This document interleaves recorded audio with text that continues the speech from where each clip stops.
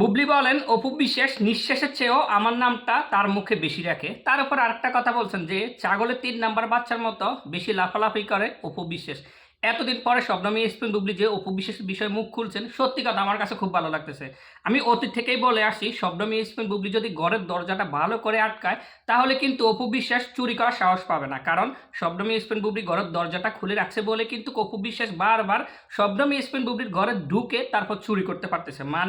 এটার মানে হচ্ছে যদি বুবলি অপু বিশ্বাসকে কোনোভাবে কোনো কথা বলতো তাহলে অপু বিশ্বাস কিন্তু বুবলিকে এভাবে প্রতিনিয়ত ছোট করে কথা বলতে পারতো না। কিন্তু বুবলি অপু বিশ্বাসকে সম্মান দেওয়ার কারণেই অপু বিশ্বাস মনে করতেছে যে বুবলি দুর্বল, যার কারণে বুবলির সরলতাকে অপু বিশ্বাস মাসেই প্রতিনিয়ত কাজে লাগিয়ে বুবলিকে ছোট করে কথা বলে। একটা জিনিস খেয়াল করেন, আপনি যদি কোনো ব্যক্তিকে সম্মান দেন কিন্তু সেই ব্যক্তি যদি সম্মান পাওয়ার কোনো যোগ্য না হয় তাহলে তো তাকে সম্মান দেওয়ার কোনো মানেই হয় না।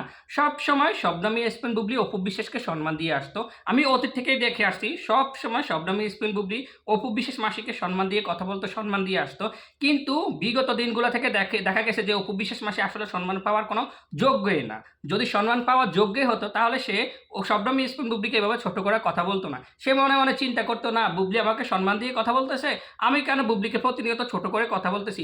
যে দোষে শাকিব খান দোষ করছে আমি শাকিব খানের প্রশংসা করতেছি এবং বুবলিকে আমি প্রতিনিয়ত ছোট করে কথা বলতেছি। এটা কিন্তু অপু বিশ্বাসের উচিত ছিল বোঝার। যার কারণে এই যে এখন শবনম স্পিন বুবলি অপু বিশ্বাস মাসির বিষয়ে মুখ খুলছে, এটার জন্য কিন্তু অপু বিশ্বাসে দায়ী। কারণ অপু বিশ্বাস যদি বুবলির বিষয়ে আর একটু সম্মান দিয়ে বুবলিকে কথা বলতো তাহলে কিন্তু অপু বিশ্বাস এত ছোট হতো না বুবলির কাছ থেকে অন্তত।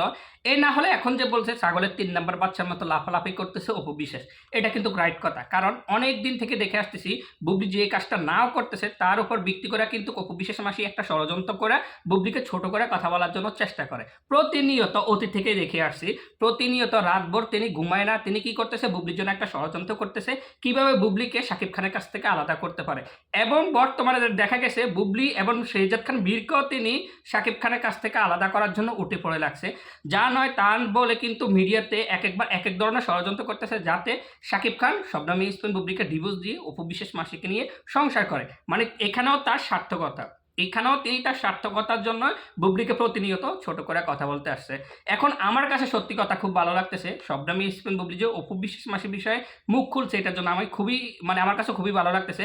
কারণ একটা মানুষ কত ধৈর্য ধরে, একটা মানুষ কত ধৈর্য ধরতে পারে আপনারাই বলেন। বুবলি সরলভাবে রয়েছে, তোমরা কেন বুবলিকে প্রতিনিয়ত আঘাত করতেছো? বুবলি সরলভাবে রয়েছে, সে একজন শিক্ষিত মানুষ, সেজন্য সে শিক্ষিতভাবেই তোমাদেরকে হয়তো কথা বলে বুঝিয়ে দিতে চায়, কিন্তু তোমরা সেই কথা না বুঝে তোমরা প্রতিনিয়ত বুবলিকে ছোট করে কথা বলতেছো, তোমরা তার সরলতাকে দুর্বলতা মনে করে পুঁজি করতেছো।